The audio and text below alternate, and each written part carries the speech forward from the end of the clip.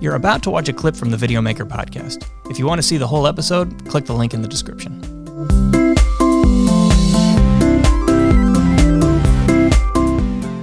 Next question here, Premiere versus Final Cut in 2020. And actually we should probably also throw in here Resolve, I guess, which is really a contender for, what people should really use. Yeah, whenever we're considering best products and stuff, those are the three names we're considering. You might consider Avid, but I think Avid's far more of a hyper local to the LA area. Yeah, it's really kind of an enterprise level. It's where industry that requires that workflow, and Hollywood has not left Avid at all. They still have a lot of workflow they have to deal with that, but in other places they long ago left Avid, and so they're you're choosing between Final Cut and Premiere, and now Resolve that you can get for free, but not quite the same. The free version is not quite all of the bells and whistles. $300 gets you the same thing, or gets you the full functioning version. And perpetual licensing for Adobe is what, $50 or $60 a month? Yeah, I think it's $50. I'm going to look it up. And then Final Cut, since 10 has come out, it's been $300, and they continue to give updates. If you bought it in 2011, you have the newest version today. Yeah. I mean, they're updating, although it feels like the updates have kind of slowed, haven't they? Yeah, I think they had some big catching up to do on the back end of stuff to make it so they could support the next bit depth and resolution and whatnot. But they're just kind of keeping it up with the Joneses. Like, they're not offering huge, really cool, innovative ways to do stuff. They're just making sure their stuff works solidly. So really, I think the question really comes down to how much you want to spend. I think what how to use really matters. So, if you've spent a lot of time learning Final Cut, you're going to have to invest in some time to transfer over to Premiere or to Resolve. I think it's really easy to think I'm going to switch over to Resolve because there can be a no-cost upgrade there, or sideways go. I really wish that there was a paid option for, like, you could just buy outright the Adobe, even if it was stupid expensive. I wish you could buy it just so you could actually compare ones that cost money versus ones that are a monthly expenditure. Well, you can hardly do that with Apple never charging you for any update. I mean, what's the annual cost of Final Cut Pro X if you bought it in 2011? Yeah, zero. I mean, yeah, well, it's $30, I guess, right? Yeah, over 10 years or whatever. Yeah. And so there's that, but then it's just but the big thing is, of course, who's getting the Adobe Creative Cloud or getting Adobe Premiere only. Adobe wants you to be addicted to their other tools too. I would have a hard time abandoning Adobe for the sake of, I also use Final Cut, I also use Premiere. I also use Photoshop and Media Composer, or After Effects, Media Encoder. God, man, After Effects. Yeah, but those are really important to my workflow. And if I didn't have those tools, I'd need something to fill those holes. And especially with Photoshop, there's not a lot of really, there isn't any pegs that fill that hole exactly the same way. Really, no one's done a real great job of doing complete analog. I think there's done a lot of, like Lightroom, and I think there's other that are talking about dealing with RAW and doing those kinds of things. But if you're doing like a lot of touch up and those kinds of work, Photoshop's just been the basic for it. And same with like After Effects. After Effects is one of those things I have a lot of time. I have 10 years of using After Effects. If I needed to move to another program to do it, how long would it take me to get to the same working knowledge that I have with After Effects? It'd take a long time because there's a lot of little things that I've learned that are, good workflow things and whatnot. So it just becomes really difficult to justify the training. And I think Adobe knows they have you by the hairs there. They know that you have a lot of training to involve to switch over. Plus, they just have their whole little ecosystem. However, Resolve has a 3D text animator. It has a full audio editor inside it.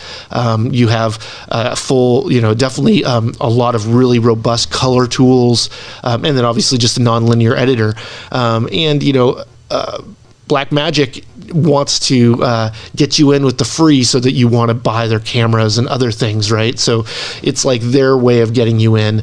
And each brand seems to have their own way of targeting and bringing people in. I think Resolve's just the justification of it costs nothing to start learning it.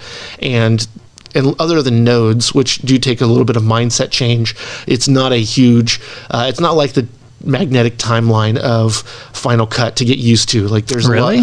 a lot. I feel like layers to nodes is a much bigger jump than, the classic timeline to the magnetic timeline. Yeah, but how many, but there's a lot of stuff you need to do that doesn't need nodes. You know what I mean? Like you can That's get along, you can get into, I think all the rudimentary stuff you're getting already with Resolve, just cuts and that kind of thing. I mean, I hardly use things that are deeper than that. If I do, I'm doing, I'm adding a LUT.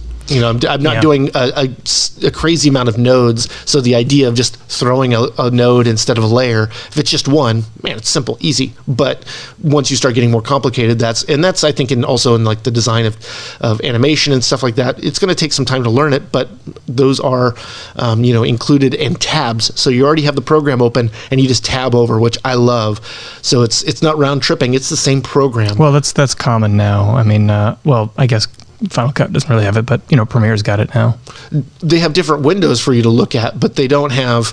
They have the tabs along the top, which basically is just like shortcuts for your workspace layout. Yeah, exactly. Whereas these are like incorporated programs, so it'd be like including that's right, Audition into Premiere and After Effects into Premiere, and so it's just one program opening up. And I'd be curious of like the resources if you're using those versus using the individual programs on a computer. I think it really depends on how it's all set up. But in my experience, and I haven't used Resolve in a couple versions, truth be told, but Resolve has always been a little bit more resource intensive than the other editors. I'm working on not a high-end editing machine, just like a regular iMac. Yeah. And I've always had a little bit of problems with Resolve. Doesn't run on my MacBook Pro, which is kind of old, 2013, but it just literally will not even open. I think that for most people, I mean, it's hard to say that, there's a one-size-fits-all that everyone should get one or the other. Yeah. But it's, if you're working with video full-time, I mean, in most circumstances, it's going to be Premiere because you need all those other applications, like you said. Unless you're a full-time colorist, maybe you go Resolve instead. Outside of that, man, I'm hard-pressed to recommend Final Cut Pro over Resolve these days. Yeah, it's hard. The one good thing that Final Cut has is that it's all optimized for ProRes, right? So if you have a ProRes workflow, you're shooting in ProRes RAW, you're not going to be able to do that anywhere else currently, although support for other editors is coming. You have to deal with that in Final Cut. And you can do a lot more with those ProRes files. But if you're not dealing with ProRes, then you're not really getting much optimization otherwise. If you're using H.265 files, Premiere and Final Cut and Resolve are all going to chug because it's hard to unpack those efficient files, and it just takes a lot of resources to do so. I mean, it's just really interesting. I'd say over any other improvement I've done on resolution, bit depth, switching from H.264 or ProRes to H.265 puts more labor on my computer than anything else I've done. And so I'm trying to transcode anything now these days that's in H.265 because more than 2 layers of it, and I have a really nice iMac Pro that is fully resourced to the 9, and it's still like as soon as I put more than 2 layers of 10-bit H.265 files on top of each other, it gets mad. It doesn't want to play it in real time. It's struggling. I sometimes have to comp 5 or 6 images together to make a graphic of with low light or something like that, and man, it just really has a hard time. But transcoding everything from a efficient codec to a inefficient codec is really not a real great idea. No. So, these days I'd say, if you're an Adobe user, you're probably stuck. I think you're probably not stuck on the editor, but I think on those other peripheral things. Yeah. And likely you're already used to the monthly payment, which I think, that was the thing when I was at the TV station that was far easier to deal with, was a monthly expenditure rather than a capital expenditure every year. Getting the okay to spend $1,200 every year as a lump sum was was way harder than it was to get that same amount of money divided by 12 every month. It's almost a utility at that point. Yeah, exactly. And so those kinds of things really, it really makes sense. And it's just one of those, the capital expenditures are usually tight pursed, whereas the monthlies are justified. And it's just one of those things that's, it's a mindset. I mean, it's not like the money's any different, but the pocket it's coming out of does affect the way corporate and businesses run. But as a individual, I'd have a really hard time recommending someone getting Adobe the Adobe Creative Cloud just because of the cost. So you have to be able to justify that. Whereas Resolve and Final Cut, $300 investment, and you're all in, and you're done. But what comes with that? I'm just looking up the release history here for Final Cut. The last major version release, that's 10.x, was December 2017. Wow.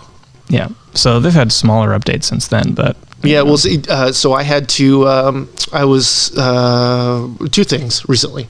One, I was shooting on the 1DX Mark III, which has Canon Raw Light, but it's different than the Canon Raw Light that's in the C200 because I can't play them in Premiere, and there is only support currently for Final Cut. So I opened them up in Final Cut to transcode them, but I couldn't transcode them out as 12-bit because there's no 12-bit support output out of Final Cut. So definitely one of those things that can be an issue. So I actually use Final Cut more to transcode stuff that doesn't work in other things to get it to my Final Cut, but that's because I give it all, we get it all given to us.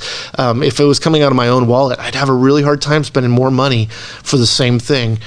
But that's really the big if the retraining will not cost a lot of money. The good news is, if you have the money to afford the Creative Cloud, Adobe Creative Cloud, and you just like one of the other two applications, you can use both. Yeah. Because Final Cut Pro is so cheap, and Resolve is effectively free. You could get the Creative Cloud for After Effects and Photoshop and Illustrator and Audition and all these other things, and still use the other ones. One other thing though is that you do get the $300 free program, or the $300 not free program, $300 upgrade on Resolve with like every single Blackmagic product. And like even ones that didn't cost $300, it's really kind of surprising. Did you get it with that Blackmagic product? Yeah, the A10 Mini I have right here that I should have sent back yesterday. Resolve with that? Yep. How much is that? Less than $300.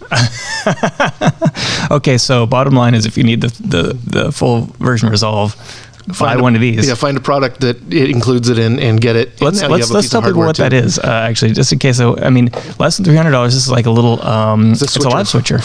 Four input, one output live switcher that can show up as a USB webcam on your computer, so you can just start streaming with it's relatively simple, but you can program it and stuff like that. But I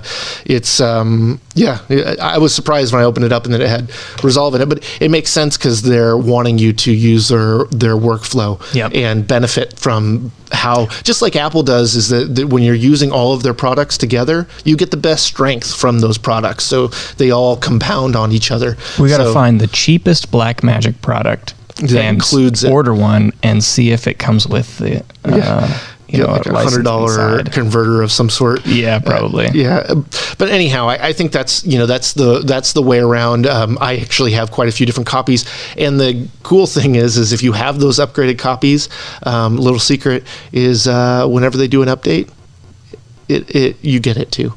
Nice. They don't say that out loud, but if you have a dongle that came with your camera or whatever, I have a dongle that came with the Ursa full size that we got 5 years ago that we don't even have it in the house anymore, that still works for the newest update. So, and was able to allow me to install it on multiple computers and whatnot.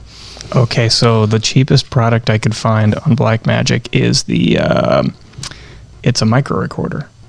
Oh, that might have it then. It's like, oh man, I lost it. $39. I wonder if that, I don't know. Someone else got to try it out there and let us know if it works or not. But I think, the thing is I think Blackmagic, if you asked really hard, like you sent a compelling email, they might just have like, okay, here. I feel like software. They get that they're going to get you some other way if they give you the software, because like I said, it becomes more robust the more of their systems you have. They all work better together. Certain things don't function unless you have the whole ecosystem of their stuff. So it's just it plays out well.